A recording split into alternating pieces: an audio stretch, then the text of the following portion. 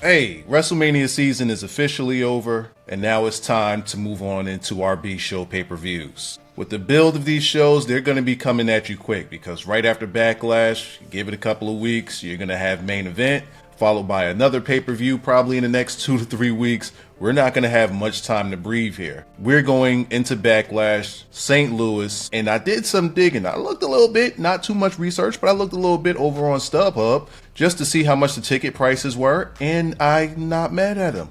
Pretty affordable. You got some ringside seats that are going for about $400, and then just beyond that, we're looking at $200. Up in that next bowl section, we're still in the 200s and in the 150s, and up in the nosebleeds, we're in the 120s. Not mad at those ticket prices whatsoever. I think that those are good. Now, granted, it is for a B show, and SummerSlam definitely scares me, even though it's right in my backyard, about 20 minutes down Route 3. We're on the right road so far with correcting these ticket nuances. Now, we got that out of the way. Let's get to the predictions of this show. I don't know if I sound upbeat or not, but I want to be excited about this show greatly. I really do. However, I just think that they need more time to build these shows. Like with them coming at you at rapid succession, we don't get enough time to get invested in any storylines or feuds that they may be trying to build. And therefore, these pay-per-views or PLEs or whatever we're calling them. I'm an old school guy, pay-per-views for me. What happens with those is they use those as a catalyst to build the storyline instead of paying them off with the storyline at the pay-per-view. So I guess that this is a bit of filler, maybe. But the matches we had, let me look at this. The matches we had, let's just go straight to the matches. I've done enough preliminary. Let's go to the matches. I'm going to start you guys off with Gunther versus Pat McAfee. And boy, did I see the crap storm that the internet gave this one. Mad. They upset. I'm personally not mad at this match. This is something people are saying that is building into a bigger thing, is building into Bill Goldberg for SummerSlam. And though I can see that and I could sympathize with that, I'm not totally against it. In order for us to get there, we need an absolute demolition derby beatdown on Pat McAfee. Now, I could also see that happening.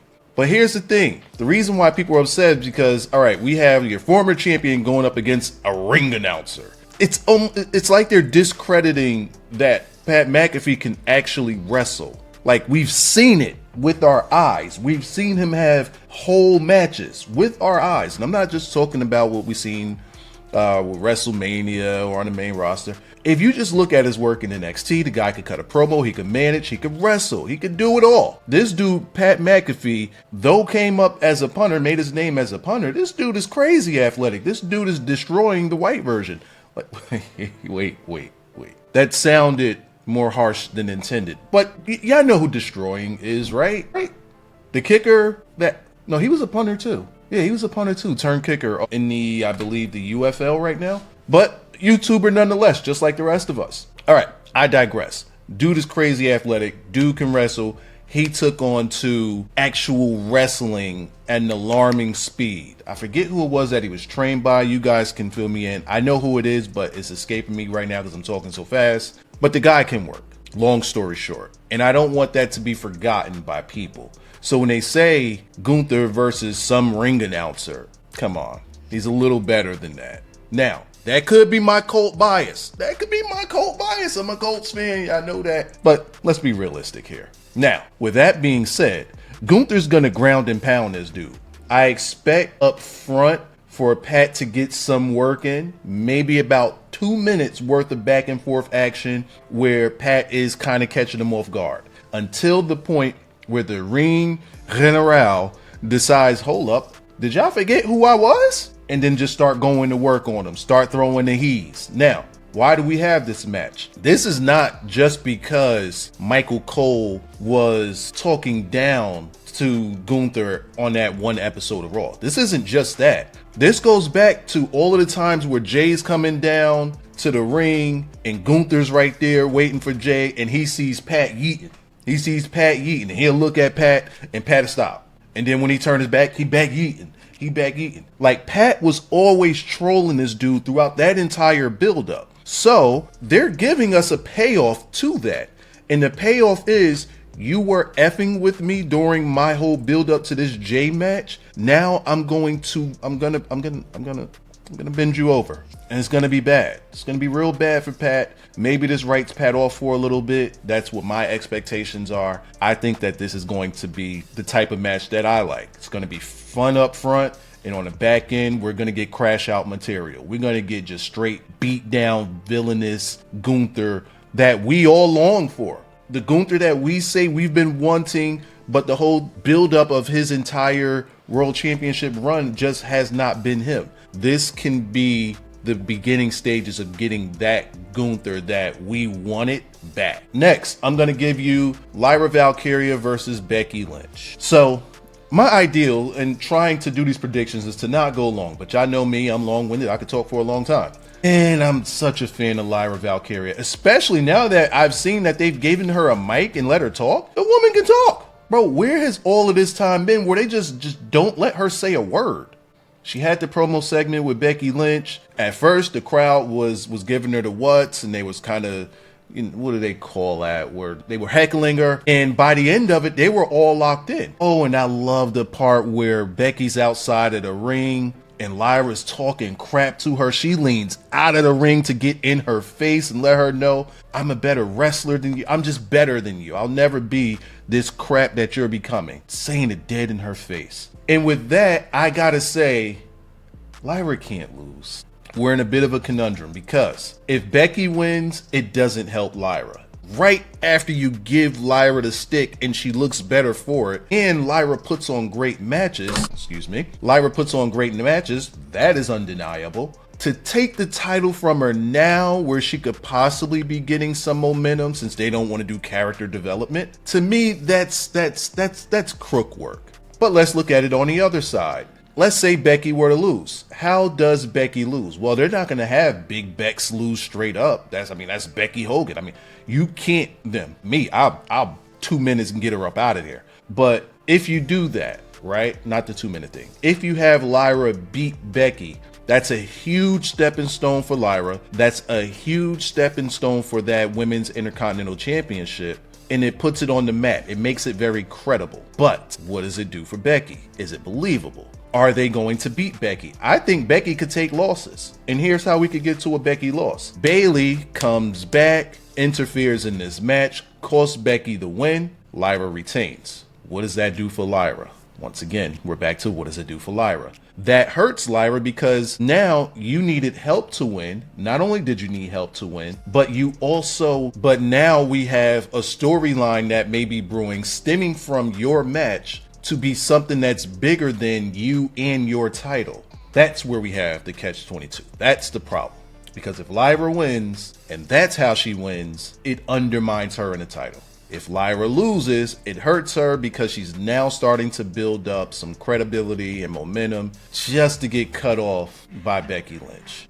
Look at who else was not the same after getting jobbed out by Becky Lynch. Has Bianca fully recovered since that job out action to Becky Lynch when Becky Lynch came back?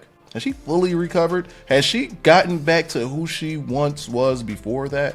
Becky's the destroyer. So, who would I have win? I would have Lyra win. It's probably going to be with the Bayley thing, and it's not going to do her any favors if it is with the Bayley. Up next, I'm going to go with a match that's not officially announced, but it's going to happen. Jey Uso versus Logan Paul.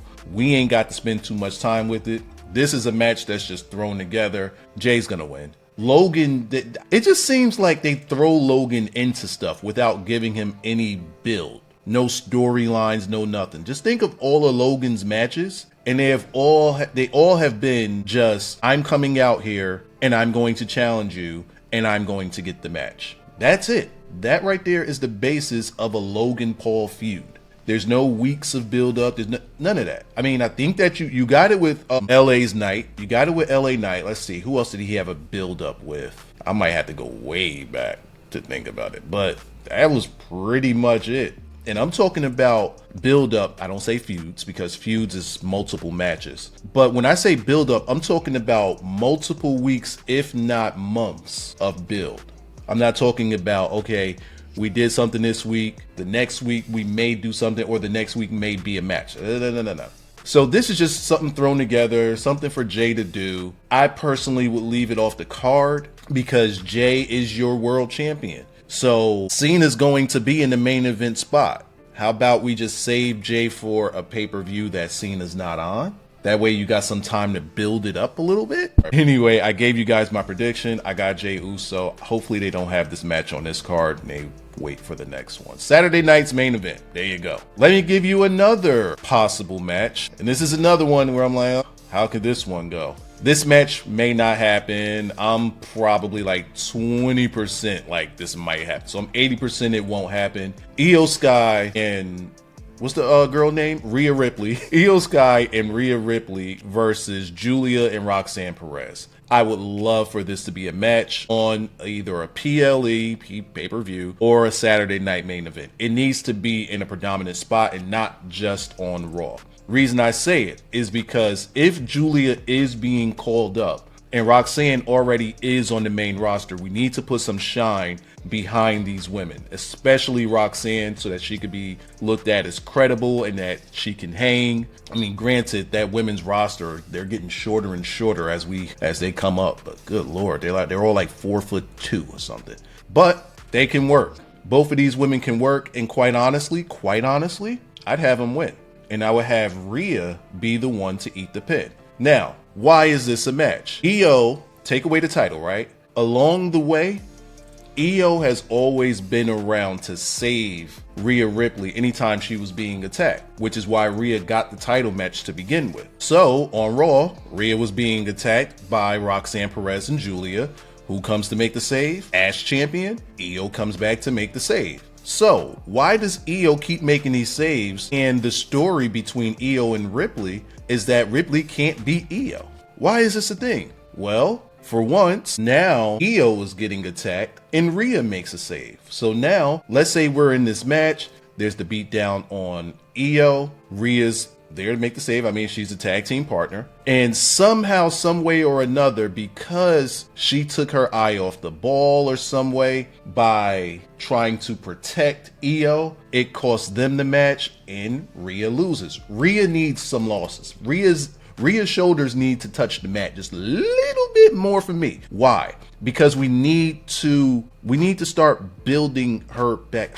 It's weird to say. We need to make her more human. There we go. We need to make Rhea more human. And by doing that, it helps these women. It's a huge splash for them. And it could start to build sympathy for Rhea. Not saying she needs to go on this Gilbert Street of losses, but we need to start having Rhea doubt herself. I'm still on those backstage promos that she was having, those backstage interviews that were not on TV. They were on the WWE YouTube. And you see a Rhea that is down on herself. She's doubting herself and she's losing it. I love those promos. But we never got to see that Rhea on TV. They want to keep her dominant. I think that those sympathetic Rheas where she's doubting herself is a lot more layers that they can add to the character, and we need to see it on TV.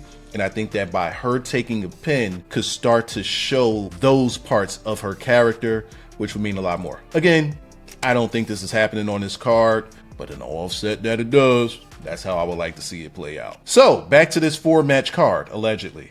We got the U.S. Championship Fatal 4-Way with Jacob Fatu, Drew McIntyre, what's the dude name? Damian Priest and LA Knight. This is a big name match. You got big names all in this match, especially with Jacob Fatu. This is a really, really good way to establish Jacob Fatu as the man with that title, because he's going to beat. Look at the names, right? So the question is, who's here to take the pin? I think that they're doing this because they want that rematch with LA Knight and Jacob Fatu, but they don't want to pin LA Knight. Drew doesn't have anything to do. Priest doesn't have anything to do, but one of those two is beatable. Who do you think is the odd man out? That's going to be Priest. Priest is going to have his shoulders pinned to the mat. 1, 2, 8. Jacob, this is my crash out of the evening. This match right here is my crash out of the evening. And quite possibly, there's only 4 matches on the card that's announced. It's going to easily be your match of the night. Easily going to be your match of the night. That's all I got for this one. There's no storyline in here. I mean, there's Solo, but I don't think that Solo plays a part in this match. He shouldn't, because because you got too many bodies already in it. But other than that, there's no story with anybody else. So, you know, this is a way to give Drew something to do. Like he came out and said he wanted to challenge Cena, but Randy Orton already beat him to it. So this is a time filler for him. And after this, maybe he could start moving up there to where the Cena guys are. Maybe he should take on Cody. I wouldn't be against Drew taking the belt off of Cena when the time comes. Quite honestly. All right. Last but not least, John Cena versus Randy. Look, I'm not expecting much here. I don't even know how Cena's going to win. I just don't know how we're going. You know what? I wouldn't, in my world, I'd have Randy Orton win, get the hometown pop, and somehow Cena gets that belt back on like a following SmackDown. Just real quick. Or Cena crashes out and says, "Oh, does R-Truth interfere in this match and help Cena win?" R-Truth might get involved in this match and help Cena. Yeah, because I don't see Cena winning straight up. I don't see Randy Orton winning. But adding R-Truth, who I'm saying because John Cena's a heel, now R-Truth is a heel reluctantly. I could see him getting invested into this match, and that adds a new layer to the John Cena story. Maybe John Cena carries him around as a lackey for a while, letting people get behind it, letting it build sympathy, and then, you know, leading sheep to a slaughter. Could go that way. But those are my predictions for WWE Backlash coming up this Saturday. Let me know what you guys think down in the comment section below. Drop a like on the video for the support. If you're new, subscribe. We talk wrestling. I am going to get back to live streaming. Got to get to work on these videos. And also, let me know your predictions in the comment section below. All right, I think I've talked enough. How long is this? Good Lord, why is it 20 videos? Damn, I talk too much.